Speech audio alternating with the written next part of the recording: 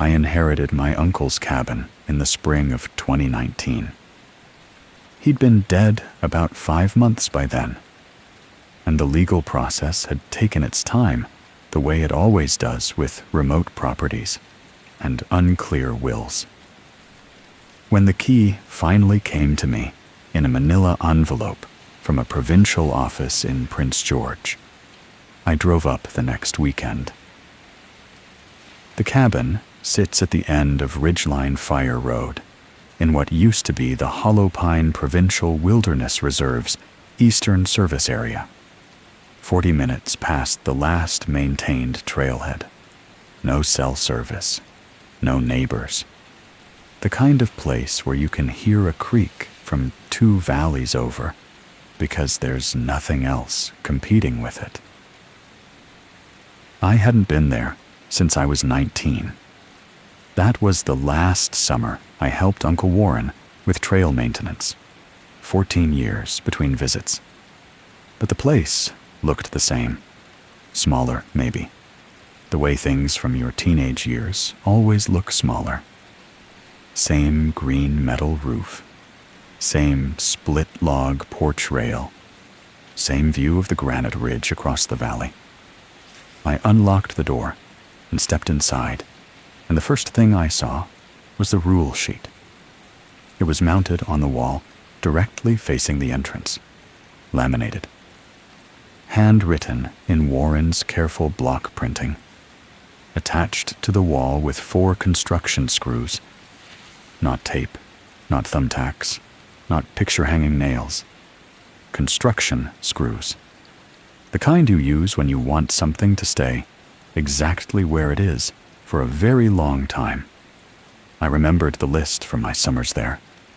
I'd seen it as a teenager and assumed it was standard wilderness safety. Bear protocols, fire procedures, the kind of thing any remote ranger cabin would have posted. But standing there at 33, reading it with adult eyes, I noticed things I hadn't noticed at 19. The rules were specific in ways that general safety guidelines never are. Specific times, specific locations, specific conditions, and specific forbidden actions that went beyond anything I could connect to bears or weather or standard operating procedure. The first rule on the list read, if the porch light flickers twice after 1 a.m., turn off all interior lights and do not look out the windows until sunrise. I'll explain that one last. I spent 3 months living in that cabin. By the end, I understood why Warren had screwed that list to the wall, and I understood why he used construction screws. My Uncle Warren Elwood was a backcountry ranger for Hollow Pine Provincial Wilderness Reserve for 27 years, from 1979 to 2006. He maintained 63 miles of trail alone, ran the Eastern Sector's campground operations during peak season, coordinated search and rescue assists for the district, and spent more nights alone in that cabin than most people spend in their own homes over a lifetime. He was not a dramatic man. I want to be clear about that because it matters later. Warren was the kind of person who described a grisly encounter the same way he'd describe a flat tire. Factual, measured. He told you what happened, what he did about it, and what the outcome was. No performance. When I was 16, he let me ride along on a back-country patrol where we found a hiker with a compound fracture of the tibia alone, 4 miles from the nearest fire road.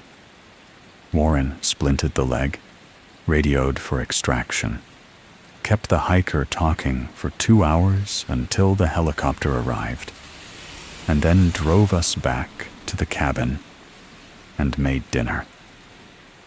He didn't mention it again that evening. That was the kind of man who wrote those rules. He wasn't superstitious. He didn't tell ghost stories. He didn't believe in anything he couldn't verify with his own hands or document in a report. In 27 years of service, his incident reports were considered some of the most thorough and reliable in the district. 3 different supervisors cited them as examples during training reviews. Warren retired in 2006 at 58.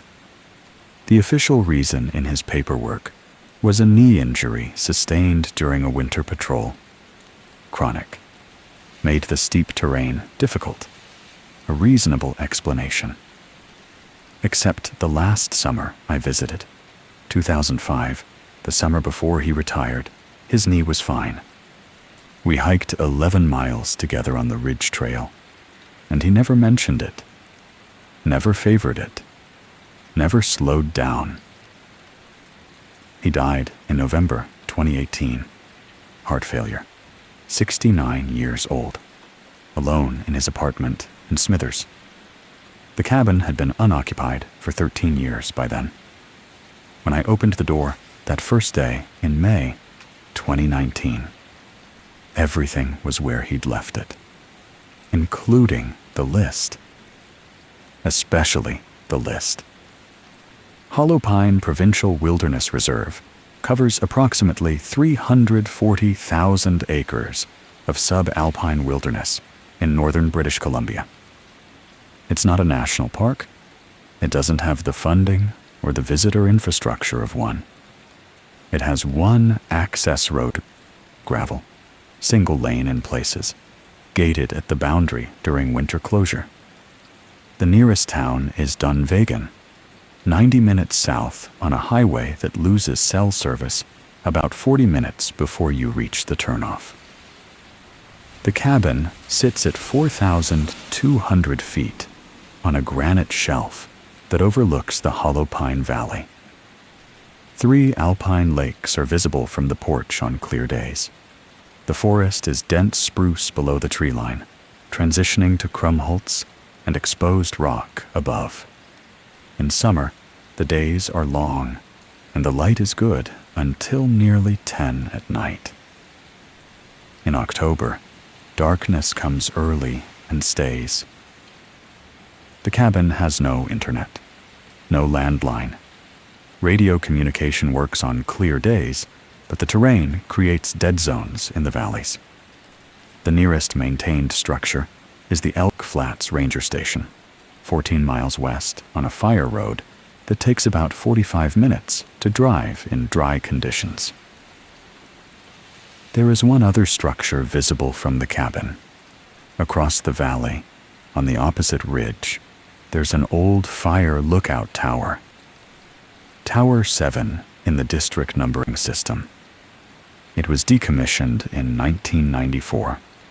Power disconnected, door padlocked, windows intact but dark.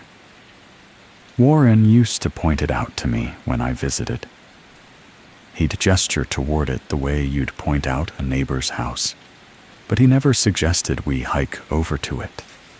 And when I asked about it once, he said it was closed and changed the subject. I mentioned Tower 7 because from the cabin's north-facing window, you can see it clearly.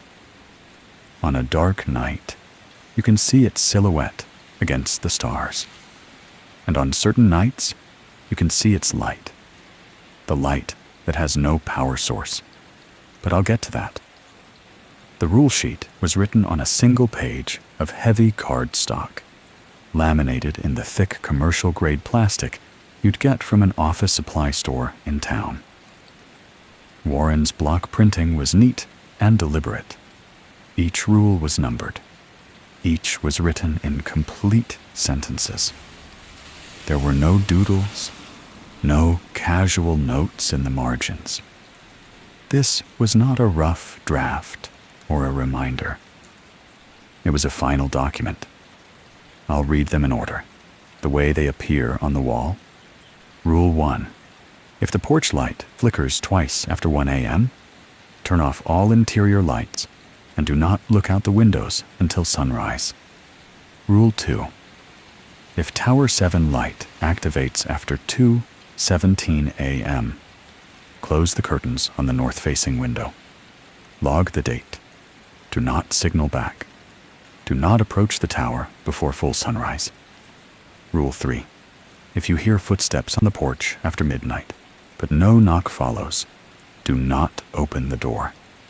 Log the time. Rule 4. Campsite 14 on the East Shore Loop is closed. Do not assign it. If visitors ask about it, tell them drainage. Do not go there after sunset. Rule 5. If the scanner picks up a transmission after 11 p.m. using any hollow pine call sign, do not respond. Log the frequency and timestamp. Do not attempt to verify. Rule 6. If you find a trail marker pointing toward an unmapped route, do not follow it. Photograph it if possible. Report it to the district office. Do not return to that location alone after dark. 6 rules. All in the same careful handwriting. But I noticed something on closer inspection that first day. Rules 1 and 2 had been rewritten.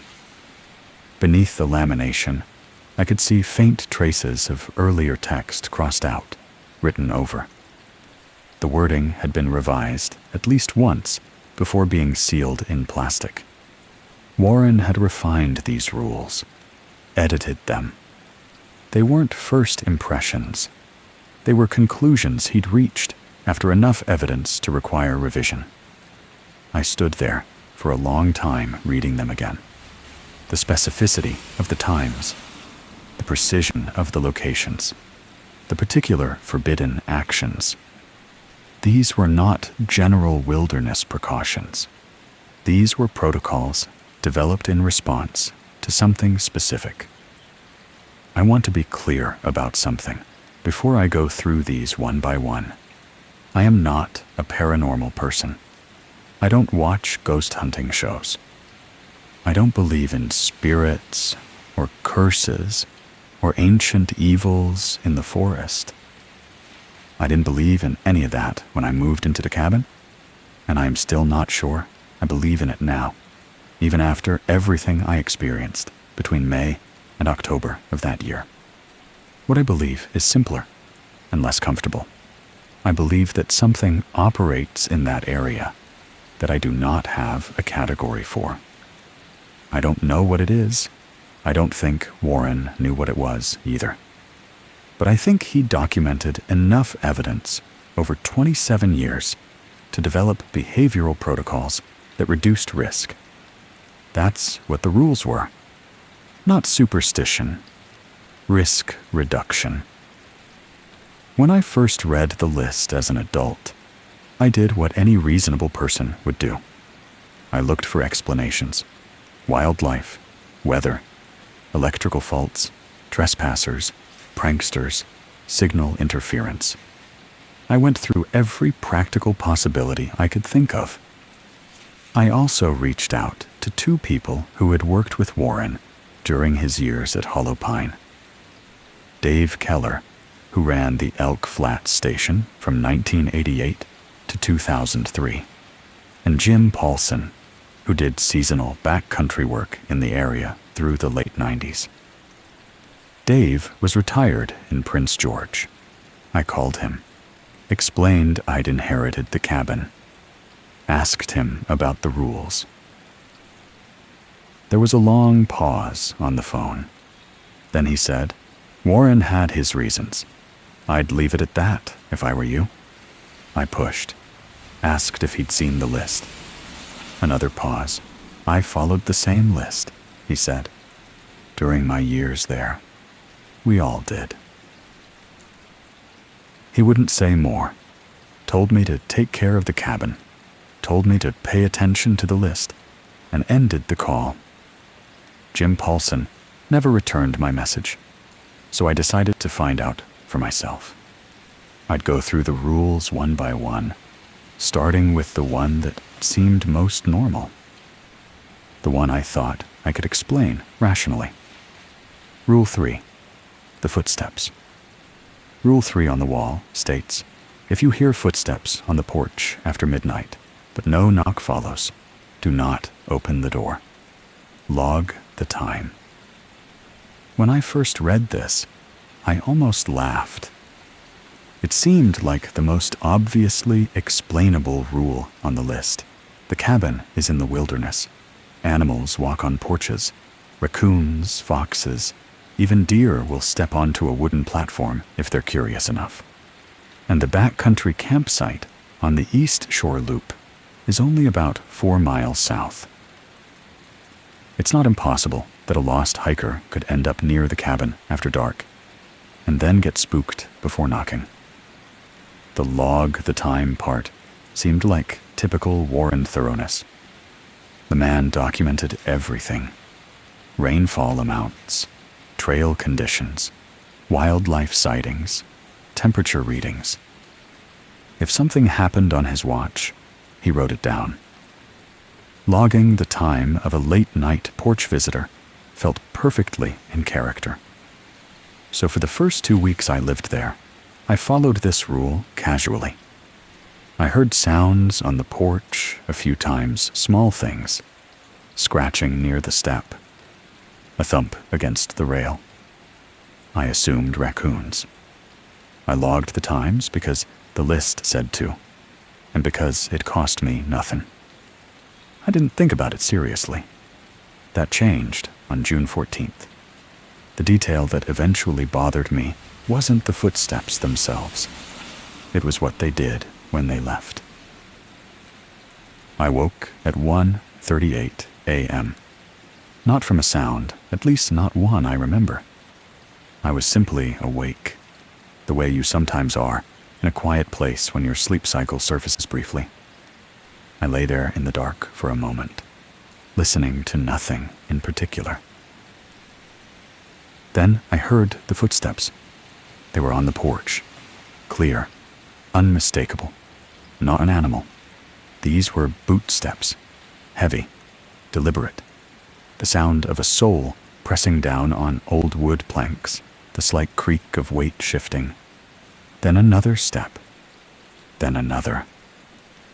They moved at walking pace. Not rushed, not cautious, just someone walking across my porch toward the front door. I counted 5 steps from the porch stair to the door, the same 5 steps I took every morning. Then they stopped, right at the door. I could picture exactly where they were, about 18 inches from the threshold, where you'd stand if you were about to knock. I waited for the knock. It didn't come. I lay there in bed, fully awake now, staring at the ceiling. I could hear my own breathing. I could hear the faint hum of the propane fridge in the kitchen. I could hear absolutely nothing from the porch. 40 seconds, maybe 45. I counted them loosely in my head. Complete silence.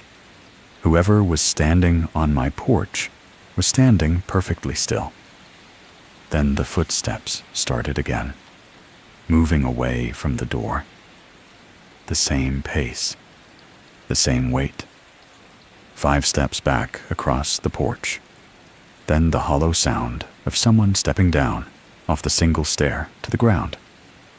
And then nothing. No crunch of gravel. No sound of someone walking away into the darkness. Just the step off the porch. And then silence, as complete as if they'd never been there. I followed the rule. I did not open the door. I picked up my phone and noted the time. 1:42 a.m. Then I lay there until morning, trying to convince myself it was a hiker who'd lost their nerve about disturbing someone. At first light, I went outside. The ground around the porch had rained 2 days prior. The soil was still holding impressions well. And there they were, boot prints, size 11 or close to it, lug sole pattern, deep tread. They came from the tree line in a straight path, crossed the 10 feet of cleared ground to the porch stair, went up, and approached the door. That part made sense. It was the leaving that didn't. The prints leaving the porch were identical to the prints approaching it. I don't mean they were the same boot. I mean they were the same prints, the same depth at each step, the same spacing between each footfall, the same slight drag on the left heel that was present in the approach pattern. But they were going the wrong direction. The prints approached the porch from the tree line. Then they retreated from the porch to the tree line. The retreat prints were the approach prints in reverse. Every measurement matched. I paced them off. I used a stick to mark each one. The stride length was identical in both directions, not approximately, not roughly. Identical. I'm not an expert tracker, but I spent enough summers with Warren to know how footprints work. When a person walks forward, they plant their heel first and push off their toe. When they turn around and walk back, the weight distribution changes. The depth changes. The angle changes. Even if you tried to walk backward in your own prints, you'd overshoot some and undershoot others. Your balance would be different. Your stride would shorten. These prints showed none of that variation. The approach and the retreat were mirrors of each other, as if someone had walked toward my door, and then the exact same walk had happened in reverse. Not someone walking backward. The walk itself reversed. I took photographs with my phone. I measured the distances between prints with a tape measure from Warren's toolbox. I checked 3 times. The spacing was identical to the millimeter. People don't walk like that. Not in the dark, not on uneven ground, not under any circumstance I can explain. I stood at the edge of the tree line where the prints originated. They started there. No trail leading up to that point. No approach from the fire road or from any path. The prints began at the tree line as if the person had simply started existing at that exact spot. I told myself it was someone messing with me. Maybe a hiker who knew about the cabin, came up for a laugh, walked carefully backward in their own steps as a prank. That was the explanation I wrote in my own log that morning. Possible trespasser, unusual gait pattern, no damage, no confrontation. But I didn't fully believe it. And when I looked through Uncle Warren's old incident logs later that week, I found 14 entries over 12 years describing the same thing. Footsteps, no knock, backward prints, same stride measurement every time, 14 times, same boot size, same pattern, over 12 years. That ruled out a single prankster, and it was the first time I couldn't make a normal explanation cover everything. Rule 5 on the wall states, if the scanner picks up a transmission after 11 p.m. using any hollow pine call sign, do not respond. Log the frequency and timestamp. Do not attempt to verify. This rule bothered me from a procedural standpoint before it bothered me from any other angle. I know enough about Ranger communication protocol to know that radio calls get verified. That's the entire point of having call signs and designated frequencies. If someone transmits on your band using a legitimate call sign, you acknowledge and verify. That's not optional. It's how you confirm that the person calling is who they say they are, and that they're not in distress. Warren's rule said the opposite. Don't respond. Don't verify. Just log it and let it go. For the first 2 months at the cabin, I kept Warren's old Motorola scanner running on the shelf near the kitchen window. It was a habit background noise. The frequencies for the Hollow Pine district were still programmed in, though the reserve had been operating with reduced staffing for years, and I rarely heard anything. Occasional dispatch traffic during the day, test signals, weather updates from the regional network. After 11 p.m., the scanner was usually silent. The district didn't run night operations outside of active search and rescue situations. I followed the rule passively. There was nothing to respond to. The scanner was quiet after dark. Until August 3rd. I was washing dishes at 11:47 p.m. The scanner was on the shelf behind me, volume low, static hissing at its usual barely audible level. The static broke. A voice came through.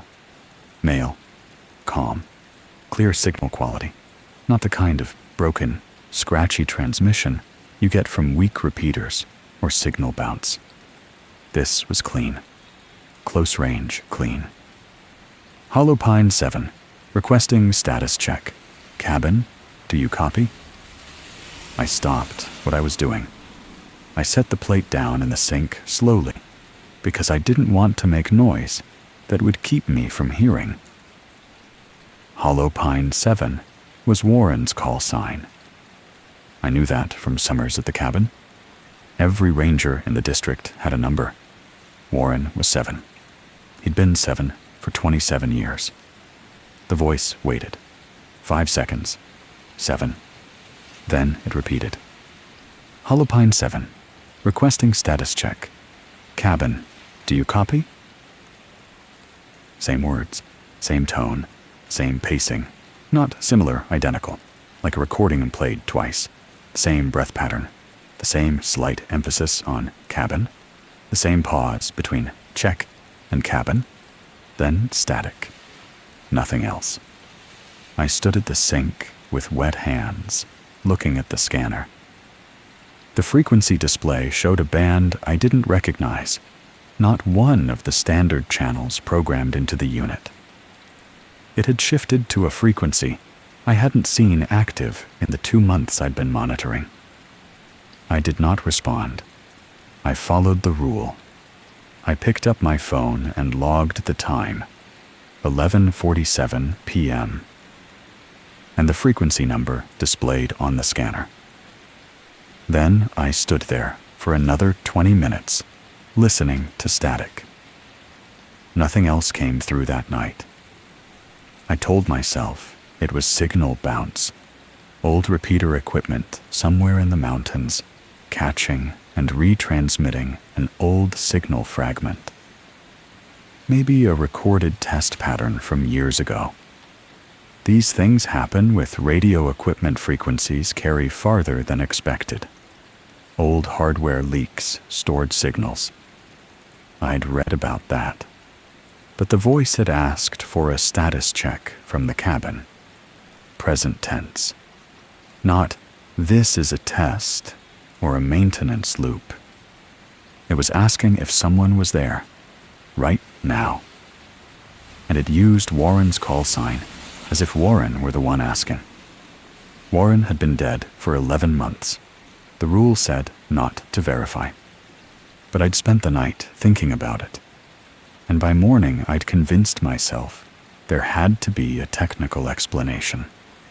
Old equipment, signal artifact, something the district office could clear up in 30 seconds. I drove down to Elk Flat Station the next morning. It was unmanned that day, but the radio repeater there had a logbook, and I could reach dispatch from the parking area where the service road hit a high enough point for signal. I radioed the regional dispatch office in Prince George, identified myself as the private occupant of the Ridgeline cabin, asked about the frequency I'd logged. The dispatcher took a moment. I heard keys clicking. That frequency has been inactive since 2007, she said. No registered equipment on that band in the Hollow Pine area. I asked if any old repeater hardware might still be operational in the mountains. Maybe solar-powered. Maybe running on residual charge. Negative. All Hollow Pine repeaters were physically decommissioned when staffing was reduced. Towers pulled, units removed. There's nothing out there that could broadcast on that frequency. I asked one more way. Was there any possibility, any technical scenario, where an old signal could spontaneously retransmit? No. For you to receive a transmission on that band, someone would need an active unit physically broadcasting. There's no registered active unit on that frequency in the province. I thanked her. She asked if I wanted to file a report. I said no. Not yet. I drove back to the cabin, thinking about what I'd heard. The frequency is dead. The equipment doesn't exist. The signal was clean and close range, and it used a dead man's call sign to ask if someone was home. I asked 3 different ways. The answer was the same each time. That frequency doesn't exist anymore. That afternoon, I went to Warren's equipment shed behind the cabin. It was a small plywood outbuilding with a padlocked door. I'd found the key on Warren's ring with the cabin key. Inside was the typical accumulation of a career ranger's working life. Spare parts, old tools, coiled rope, a decommissioned chainsaw, and on a shelf near the back, in a clear plastic storage bin, Warren's old field radio. I took it out carefully. It was a Motorola unit, same era as the scanner inside. Olive drab housing, rubber antenna. It sat in the bin beside a coiled charging cable and a spare battery. The battery was removed, sitting loose next to the unit, not installed. I checked the contacts on the radio, dusty, oxidized at the edges. This unit had not been powered on in years. The plastic bin was undisturbed. No fingerprints in the dust on its lid. Warren's field radio could not have transmitted. It was physically incapable of broadcasting anything. No battery, no power, no evidence of recent handling. I put it back in the bin and closed the shed. That eliminated the last rational explanation I could construct. The frequency is dead. No equipment exists to broadcast on it. Warren's personal radio is inert, and something still transmitted his call sign and asked if the cabin was occupied. I didn't hear the transmission again for several weeks. When it came back, in September, it was different. It didn't ask for a status check. It said my name. But that comes later. Rule 2 on the wall states, if Tower 7 light activates after 2:17 a.m., close the curtains on the north-facing window. Log the date. Do not signal back. Do not approach the tower before full sunrise. I read this rule a dozen times before I moved on to any others. Not because it was the scariest sounding, because of the time. 2:17 a.m. Not around 2 or in the middle of the night or after midnight. A specific minute, written precisely in Warren's block print, as if he'd observed the phenomenon enough times to determine the exact onset time, as if it was consistent. Random electrical faults don't happen at the same minute. Solar battery discharges don't synchronize to the clock. The specificity of 2:17 meant that whatever Warren observed, he observed it repeating at a fixed interval. That implied a pattern. Patterns imply systems. Systems imply something operating with regularity. Tower 7 was decommissioned in 1994. I knew that from the reserve's public history. It was one of 6 lookout towers built in the 1950s for fire spotting. Most were replaced by aerial surveillance by the early 90s.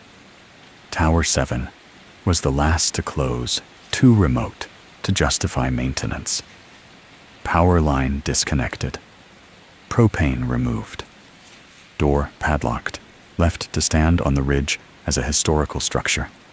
It has no power, no generator, no solar panel, no battery system. I confirmed this later.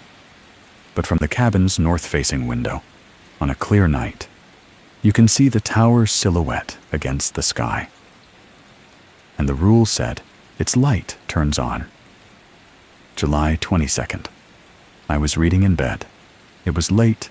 I'd lost track of time the way you do when there's no internet and a good book. The north-facing window in the bedroom looks directly out across the valley toward the opposite ridge. The curtain was open because I liked the moonlight. I looked up from my book to rest my eyes, and there it was. A light in Tower 7. Steady. Amber orange. Not flickering, not pulsing, just on. A warm, steady glow from the top of the tower. The observation deck level, where the windows wrap around. I reached for my phone to check the time. 2:17 a.m. I sat there, looking at it, for what felt like a long time, but was probably 4 minutes, maybe 5. The light didn't change. It didn't move. It was simply present, where nothing should have been producing light. A warm glow in a dead building on a dark ridge. Then it turned off. Not gradually, not a fade. It was on, and then it was off, like a switch. The tower's silhouette returned to darkness, stars behind it. Nothing else. I closed the curtain. I logged the date in the notebook I'd been keeping by the bed. July 22nd, 2:17 a.m.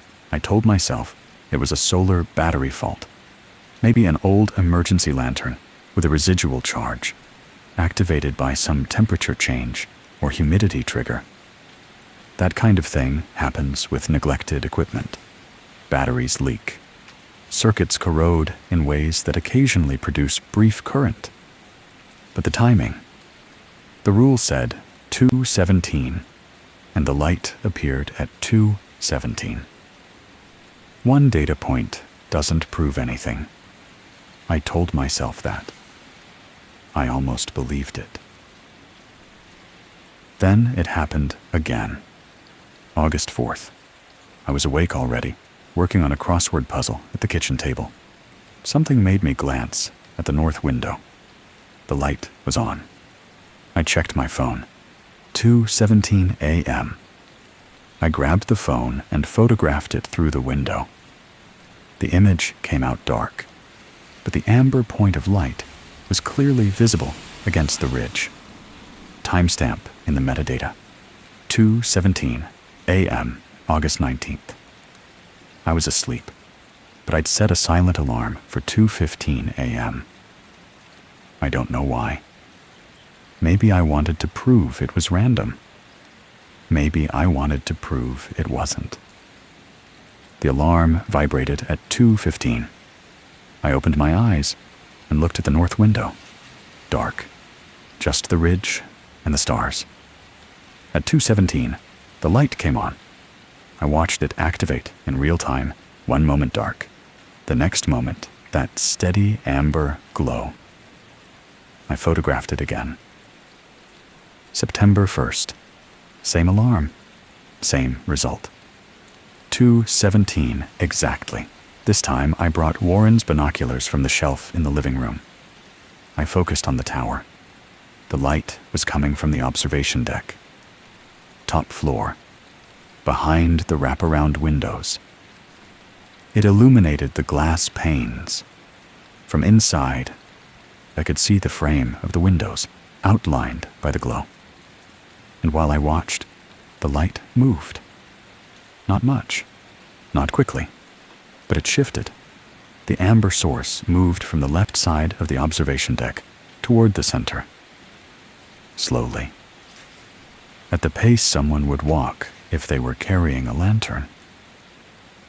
Something was carrying the light inside a sealed tower with no power.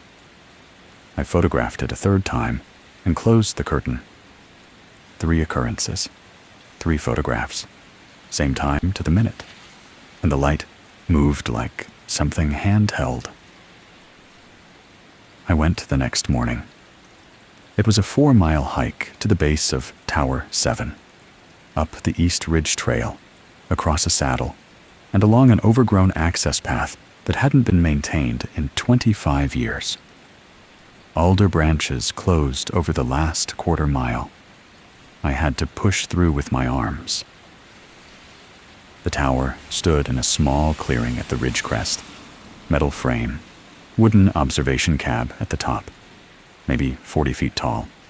Standard fire lookout design. The door at the base was steel, padlocked. I examined the lock without touching it, a heavy-duty master lock, the shackle crusted with oxidation, orange and green corrosion. That lock hadn't been opened in years. The keyhole was packed with debris. I walked the perimeter. Windows at the observation level intact. No breaks, no boards, just glass, slightly dirty from decades of weather. The metal staircase was visible through the frame, zigzagging up the interior. No obvious damage. No solar panel anywhere on the structure. No battery box. No generator housing. No wiring running to or from the tower. I circled the base twice, looking for any possible power source. There was nothing. Then I checked the ground. It had rained 3 days earlier. The soil was still soft in the shaded areas around the base. I walked a full circle again, looking for footprints, disturbance, any sign that someone had been there. Nothing. No prints, no compressed grass, no broken branches. The clearing looked exactly like a place no one had visited in a very long time. I stood there for 10 minutes, trying to think of what I was missing. An explanation I hadn't considered. Some obvious technical reason a light could appear inside a sealed, powerless tower at exactly the same time on multiple nights. I couldn't find one. The tower is sealed. The light is real. I have 3 photographs with timestamps. I have no explanation.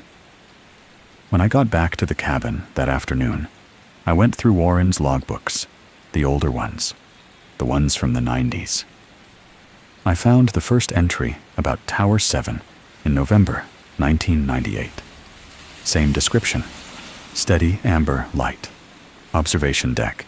2:17 a.m. He'd been logging it for over 20 years. Rule 4 on the wall states, Campsite 14 on the East Shore Loop is closed. Do not assign it. If visitors ask about it, tell them drainage. Do not go there after sunset. This rule interested me because it didn't fit the pattern of the others. The other rules were about things that happened at the cabin, sounds on the porch, lights on the ridge, radio signals in the night. This rule was about a specific location elsewhere in the reserve. A campsite Warren was actively directing people away from. I checked the park's current public trail maps first. No Campsite 14 listed. The East Shore Loop shows campsites numbered 10 through 13 and then 15. Number 14 doesn't appear. But I found an older map in Warren's collection, a 1997 print. On that map, Campsite 14 is clearly marked. East shore of the Middle Lake. A backcountry tent site with a bear locker and fire ring. Standard issue. It exists on maps before 2004. It doesn't exist on maps after 2004. Somewhere in that gap, it was removed from official materials. I searched the reserve's online records, the limited ones that are publicly accessible. No closure notice for Campsite 14. No incident report connected to the site. No maintenance record citing it as decommissioned. As far as official public documentation was concerned, Campsite 14 simply stopped being listed. No reason given. No paperwork trail. That's not how site closures normally work. There are processes, environmental assessments, maintenance logs, formal decommissioning reports. Paperwork exists for every campsite closure in the provincial system, except this one. The drainage explanation was simple, convenient, and completely unverifiable without going there. I found the reason in Warren's personal log. Not his official incident reports his personal entries. The bound notebook he kept in the drawer beside his bed. September 2003. The entry is dated the 14th. Warren's handwriting is slightly less neat than usual. A solo camper had registered for Campsite 14 3 days prior. Male, mid-30s. Backcountry permit issued at the Elk Flat station. 3-night stay, due to check out on September 14th. When the permit expired without a checkout, Warren drove to the East Shore trailhead. The camper's vehicle was in the lot. Blue Subaru wagon, BC plates, locked, no note on the dash. Warren hiked in the 2 miles to Campsite 14. He found the tent. It was set up properly. Good site placement. Rain fly attached. Guy lines staked. Bear locker closed with the camper's food bag inside. Water filter hanging from the designated pole. Hiking boots placed neatly beside the tent vestibule. The tent was zipped closed. Fully zipped. Not part way. Warren wrote that the double zipper was pulled to the top center, the way you close a tent from inside when you're settling in for the night. He called out. No response. He checked the surrounding area. Nothing. He returned to the tent and unzipped it, expecting either a medical situation or an empty tent with the occupant out on a day hike. It was empty. Sleeping bag laid out flat. Pad inflated. The camper's journal sat open on the sleeping bag beside a headlamp and a pen. Warren noted the journal's last entry. It was dated September 12th. The timestamp in the margin read 10:47 p.m. The entry was about planning the next day's route, which trail to take, how far to push before turning back. A mundane logistics entry. It stopped mid-sentence. Not at the end of a thought. Not with a period. The last word was probably, followed by nothing. As if the writer had simply stopped being there between one word and the next. Search and rescue was activated the following morning. Dogs, grid search, helicopter overflight, the standard protocol for a missing solo hiker in backcountry. 9 days. They covered the drainage, the ridges, the creek banks, found nothing. No clothing, no equipment, no remains. No indication of which direction the camper might have gone from the tent. The search was called off on September 23rd. The file remained open, but inactive. The camper was never found. Warren went back to Campsite 14 on September 17th, 3 days after his initial discovery. He was collecting the tent and personal belongings as evidence per procedure.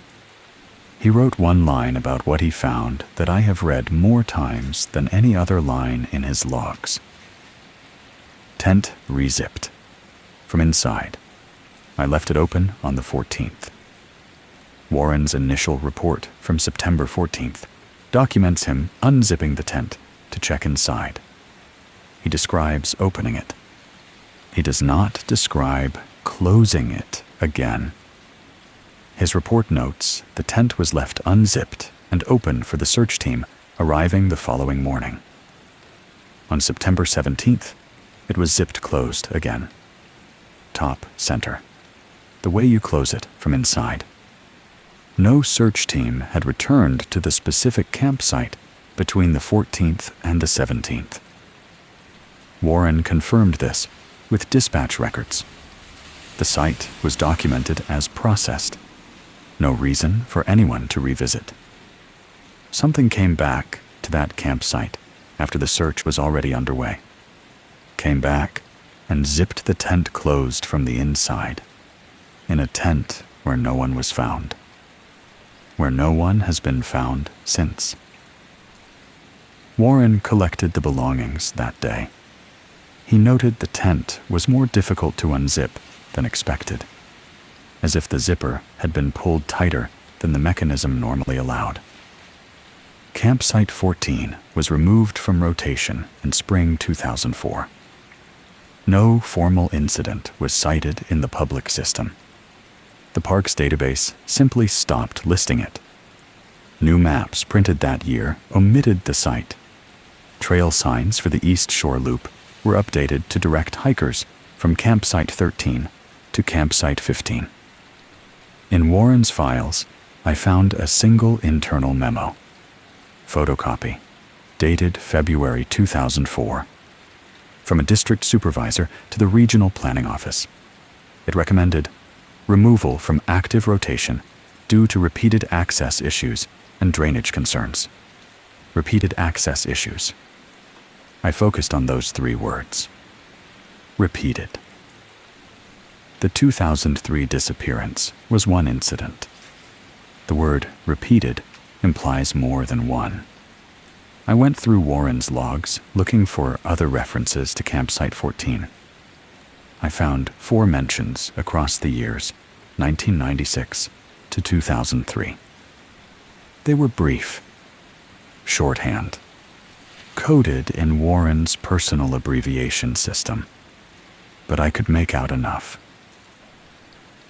1996. C14 tent, same condition, no occupant, ref, permit 4419. 1999. C14 again, sleeping bag, personal items, vehicle in lot, ref, forwarded. 2001. C14. Third, contact district. 2003. The full entry I already described. 4 incidents, 4 people. At least 4 people who set up camp at Site 14 and were never found inside their own tents. Over 7 years. I looked for the full incident reports, the permit numbers, the forwarded files. They were not in Warren's cabin records. Either they were filed at the district office or they were removed. I think about the park's public records. No mention of Campsite 14 after 2004. No missing persons reports linked to the site in any system I can access. 4 people, minimum. Quietly absorbed into the category of backcountry disappearances that happen every year across the province. The official reason for closing the site is drainage. Rule 6 on the wall states, if you find a trail marker pointing toward an unmapped route, do not follow it. Photograph it if possible. Report it to the district office. Do not return to that location alone after dark. I understood this rule least of all. Trail signs don't move themselves. They're bolted to posts. Posts are sunk in concrete or anchored with rock. A standard park trail marker is a heavy piece of routed wood or aluminum composite that requires tools to install and tools to remove. Hikers occasionally move smaller directional signs. As pranks, I'm aware of that. It happens in every park. Usually they swap arrows or point them backward. Maintenance finds them and corrects them. It's annoying, but minor. Warren's rule wasn't about moved signs. It was about signs that shouldn't exist. Markers pointing toward routes that weren't on any map. That's a different situation entirely. A moved sign is vandalism. A new sign directing people toward an unmapped destination is something else. What struck me about the wording was, if possible, in reference to the photograph. The rule doesn't say, photograph it. It says, photograph it if possible.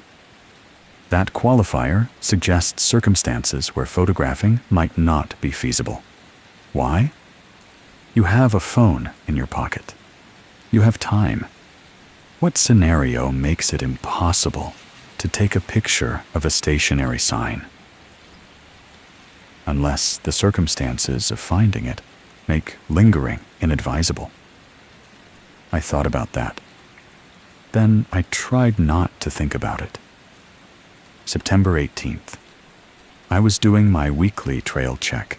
I'd taken to walking sections of the maintained trail system every few days. Partly out of habit from my summers with Warren. Partly because the cabin's isolation made me restless.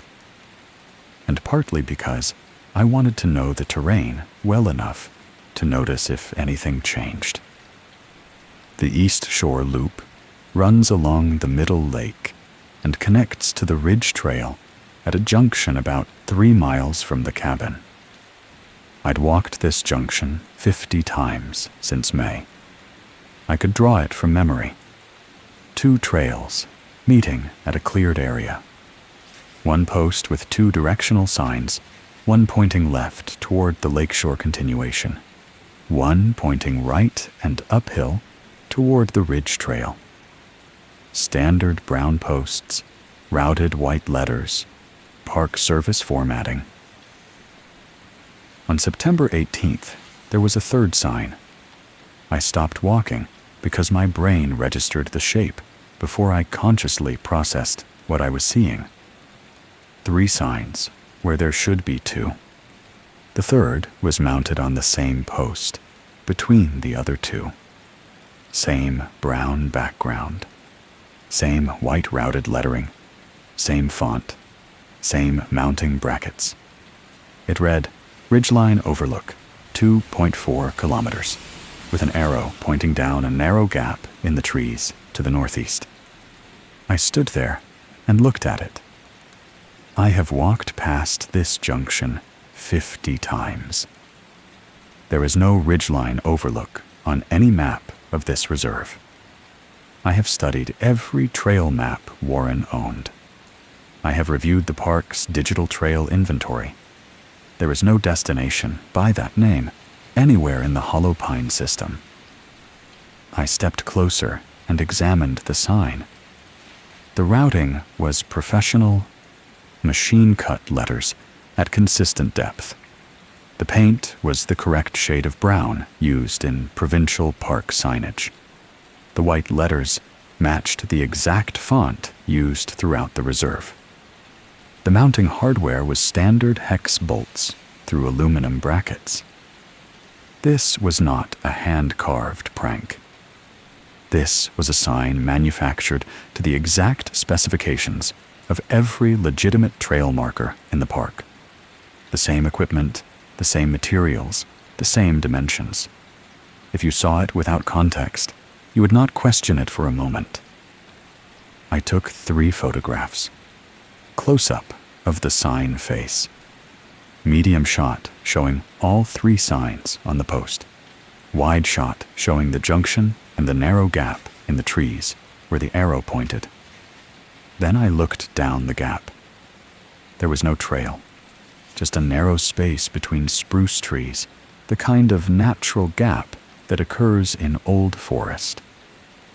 But it was straight enough and wide enough that you could walk down it. If you trusted the sign, You'd step off the maintained trail and into that gap, believing you were heading toward a scenic overlook 2.5 kilometers ahead. I did not follow it. I marked the GPS coordinates on my phone. I took my photographs, and I went back to the cabin.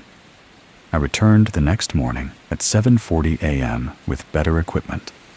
GPS unit, camera, measuring tape, a headlamp in case the tree cover was dense. I wanted to document the sign properly. Measure the bolt spacing. Check for manufacturer marks on the back. Maybe find a serial number or batch stamp that would tell me where it came from. I reached the junction at 8:15. 2 signs on the post. Not 3. The third sign was gone. I walked to the post and examined it closely. 2 signs. Standard spacing. The surface of the post, where a third sign should have been, was clean. No bolt holes. No marks where brackets had been attached. No scratches from mounting hardware. The wood surface was smooth and weathered uniformly.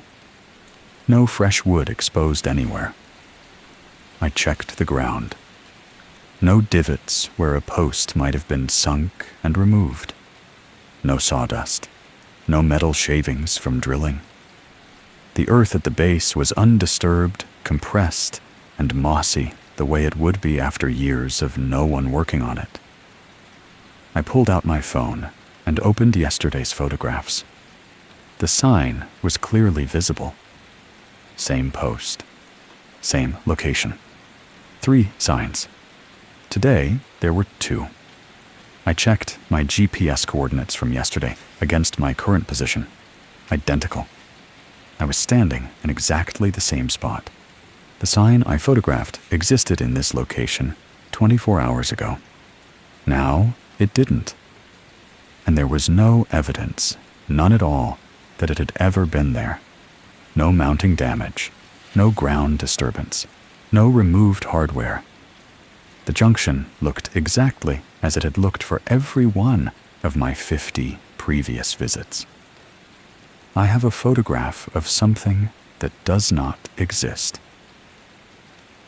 I stood there at the junction for a long time, trying to process what I was looking at, or rather, what I was not looking at. Then I did something I hadn't done before. I looked in the direction the phantom sign had pointed. The narrow gap between the spruce trees was still there. That was real, just a natural break in the canopy. But standing at the right angle, looking through that gap, I could see across the valley to the opposite ridge. And there was Tower 7. The gap in the trees created a direct sight line, clean and clear. From this junction, through that gap, straight across the valley to the decommissioned tower on the far ridge. If you followed the non-existent trail that the phantom sign indicated, walk down that gap for 2.4 kilometers, you'd be heading directly toward Tower 7. 2 rules, 2 separate phenomena. The light in the tower, the sign pointing to an unmapped route, and they converged on the same location. I thought about the footsteps too, the prints that came from the tree line and retreated to the tree line. The tree line that faces north, toward the valley, toward Tower 7. I didn't know what was in that tower. I still don't. But standing at that junction on September 19th, I became certain of one thing. The rules on Warren's Wall were not separate precautions for separate problems. They were different boundaries around the same thing. Whatever it was, it used different methods: light, sound, radio, physical objects, but it was one phenomenon. And everything pointed in the same direction. The rule about the porch light, the one I haven't explained yet. That's the one that confirmed it. Rule 1 on the wall. The first rule listed. The one I read aloud at the beginning and said I would explain last. If the porch light flickers twice after 1 a.m., turn off all interior lights and do not look out the windows until sunrise. I saved it for last because it's different from the others. Every other rule I learned about through observation or through Warren's logs. The footsteps I heard and investigated. The radio I received and verified. The tower light I documented and photographed. The campsite I researched through records. The trail sign I found and returned to. But the porch light rule, I experienced it complete. From the trigger condition through to the consequence. I did not piece it together from evidence gathered over time. It happened to me in one night, beginning to end. It was the last night I spent in the cabin. The other rules I could hold at a distance. They were disturbing, yes. They didn't fit my explanations, yes. But I could observe them from a position of documentation, a position of record keeping, of data collection. The boots on the porch were outside the door. The radio was on a shelf. The tower was across the valley. Campsite 14 was miles away. The trail sign was on a hike. The porch light rule was different because it made the cabin itself the center of the event. It said, "You are not observing something at a distance. You are inside it. The thing is here, at your door, testing whether you will respond." October 3rd, my last night at the cabin. I was reading in the living room at 10 minutes to 1 in the morning. October nights came cold at that elevation, and I had the wood stove going low.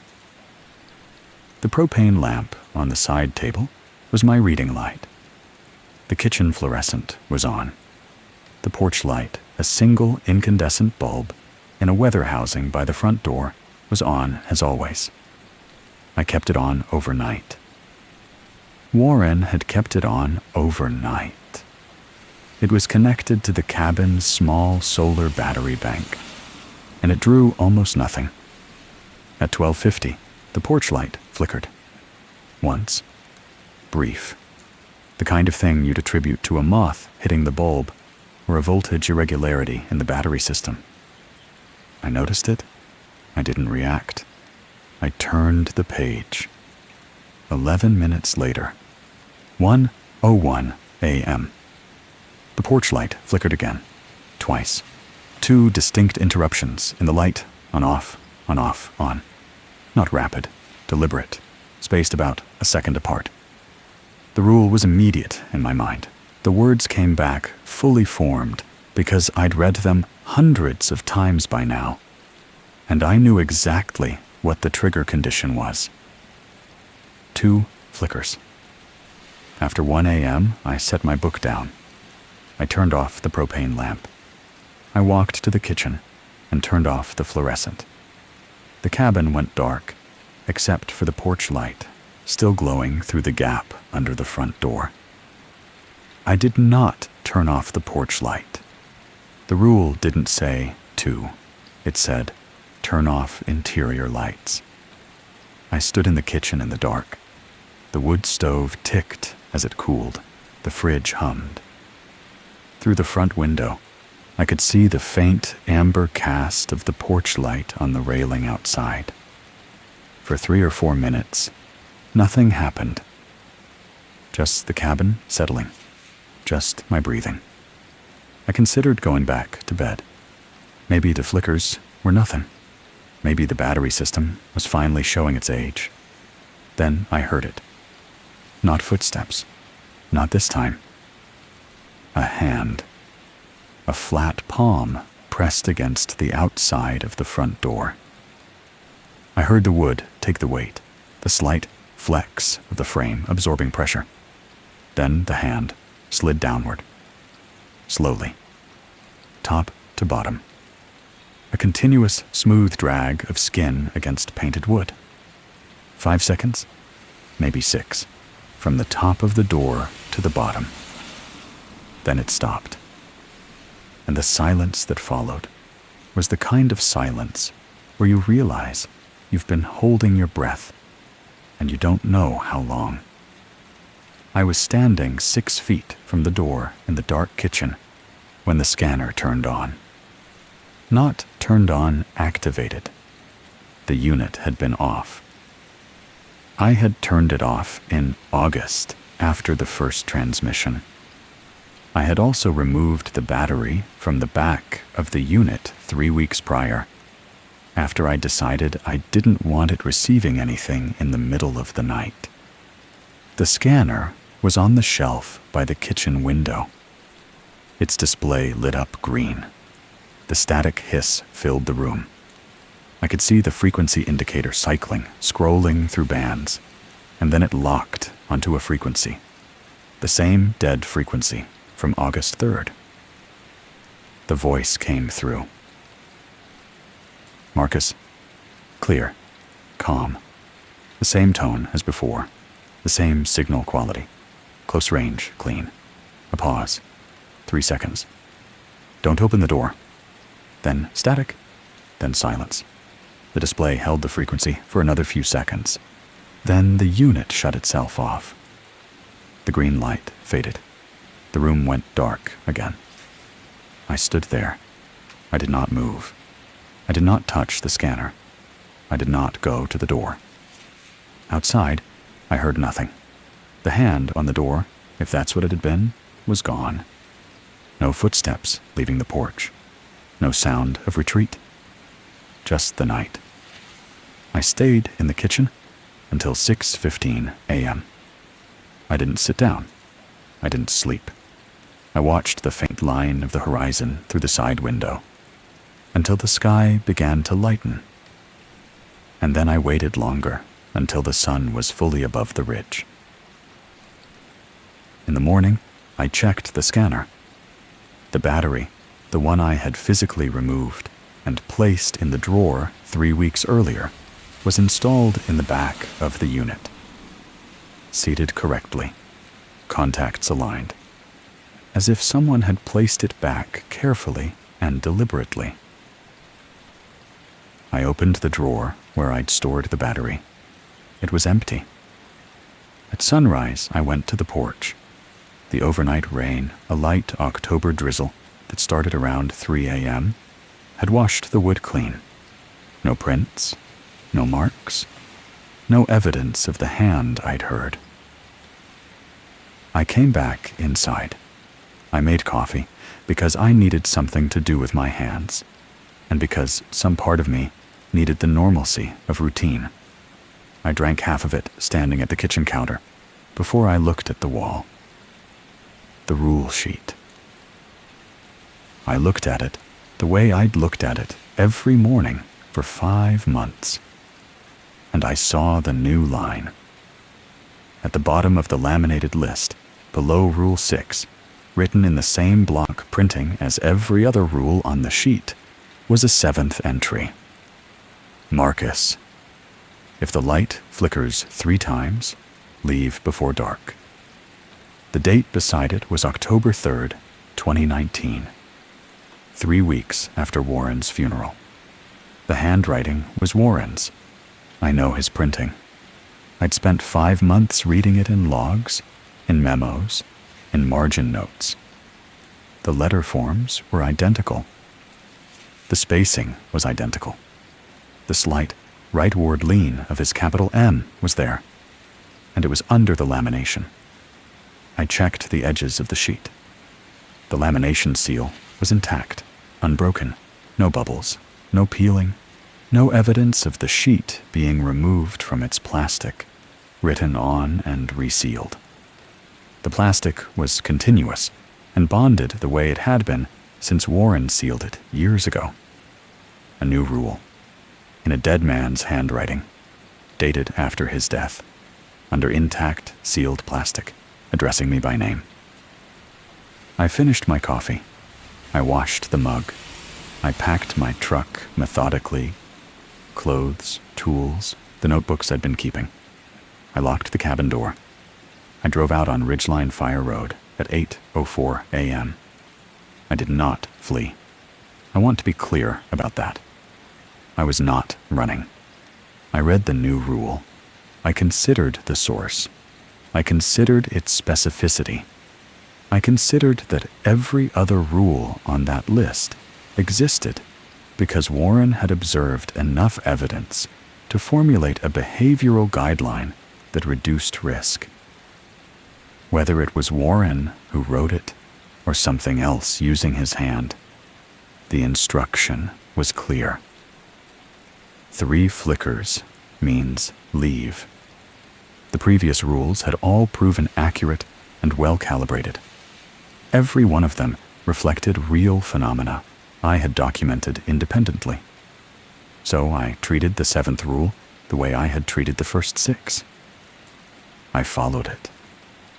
Not because I understood it, because the pattern of accuracy was too consistent to ignore. I have not spent a night at the cabin since October 3rd, 2019. I still own the property. I pay the taxes. I check on it once a year during the day. I drive up in the morning. I walk through the rooms. I leave before 4 p.m. That's the arrangement. I don't believe in ghosts. I should say that clearly now, at the end. I don't believe Warren is haunting the cabin. I don't believe his spirit lingers in some unfinished form, maintaining a rule list from beyond death. That explanation is too simple and too human for what I observed. I also don't believe in ancient curses. I don't believe the land is evil. I don't believe in interdimensional portals or government experiments or any of the theories that people suggest when I describe this in general terms. None of those explanations improve my understanding. What I believe is less satisfying than any of those options. I believe something operates in that drainage, in the Hollow Pine Valley, and along the ridges that frame it something with consistent behavioral patterns. It uses light. It uses sound. It uses radio frequencies. It manufactures physical objects that shouldn't exist. It interacts with sealed environments. It knows who occupies spaces, and it knows them by name. I don't know what it is. I don't think Warren knew either. But I think he spent 27 years developing the minimum behavioral framework necessary to coexist with it safely. The rules weren't understanding. They were boundaries. And now I follow them the same way he did, without full comprehension, without requiring an explanation, because the evidence was consistent enough and specific enough and well documented enough that my personal belief system became irrelevant. I am Warren now, in a sense, not a ranger, but a person who follows rules I cannot explain to others with any expectation of being believed. A person who changed his behavior permanently based on evidence that does not fit into any framework I was raised to accept. Maybe someday there will be a category for what happens at Hollow Pine, some scientific vocabulary that makes it knowable. Maybe not. Either way, I follow the rules. There is one more thing. I wasn't sure whether to include this, but I've told everything else, so leaving it out would feel dishonest.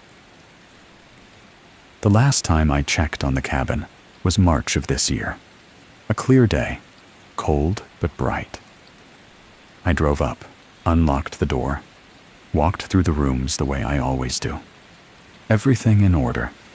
No water damage, no animal intrusion. The wood stove pipe intact, windows unbroken. And the rule sheet on the wall. I looked at it. The 7 rules I already knew. Warren's block printing. The October 3rd edition at the bottom with my name. And below it, a new line. I am not going to read the full text of what it says. I've thought about it for months now, and I don't think sharing the specific wording is the right decision. Not because it's dangerous, because it's addressed to me, and it feels like something I'm supposed to keep. What I will say is this. It references a specific date. A date that has not yet occurred. A date within the next year. The handwriting matches Warren's. Same block printing, same slight lean, under the same intact lamination that has never been opened since it was sealed. I stood in front of that list for a long time. I didn't photograph it. I didn't write it down. I just read it, and then read it again, and then I left. I drove back down Ridgeline Fire Road with one question that I haven't been able to put down since. What do you do with a rule about something that hasn't happened yet? Do you ignore it because the source is impossible? Or do you follow it because every other impossible rule turned out to be accurate? I don't have an answer. Not yet. The date is still ahead of me. Warren was a practical man. He wrote practical rules. Every one of them corresponded to something real, something observable, something I documented with my own eyes and my own equipment. He was never wrong about the patterns. Not once in 27 years. If the new rule says something will happen on a specific date, I believe it. And I don't know what to do with that. I don't tell people to believe me. I wouldn't believe me. If someone described what I've described here, the footprints, the radio, the tower, the campsite, the sign, the porch light, the writing under sealed plastic, I would look for the holes in their story. I would assume confusion or fabrication or mental health concerns. That's reasonable. The rules are still on the wall. The cabin is still at the end of Ridgeline Fire Road. The porch light still works. Tower 7 still stands on the opposite ridge. Campsite 14 is still absent from the maps. Everything I've described is still there. Still operating. Still following its patterns in a drainage where nobody lives anymore, and most visitors pass through in a single afternoon without stopping. Warren followed the rules for 27 years, and nothing took him. He died in his apartment in Smithers at 69. Heart failure. Natural. Maybe the rules worked. Maybe they were the reason he lasted as long as he did in that place. I think about his journal sometimes. Not the one at the cabin, the personal one they found in his apartment after he died. My mother mentioned it. Said it was mostly empty. 1 page used. 1 sentence, written without a date. It knows I left. That should have been the end of it. Then nothing else. Mid-sentence feels wrong when I say that. But it wasn't. It was a complete thought followed by silence. The same silence that's in the cabin at night when the scanner goes dark and the porch light holds steady and the rules do what they're supposed to do. That silence is still there. I can hear it from 300 miles away. The rules are still on the wall.